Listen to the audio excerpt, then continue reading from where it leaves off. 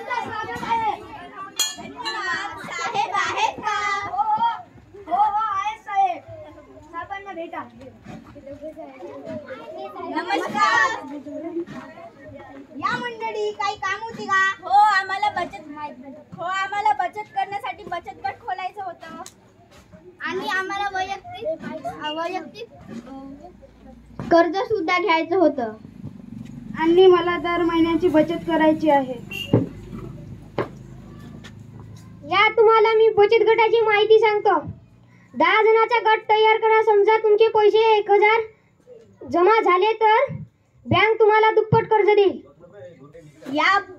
या पैशावर तुम्हाला शेकडा 2 रुपये, वर्षाला 100 रुपयावर 2 रुपये द्यावे लागेल.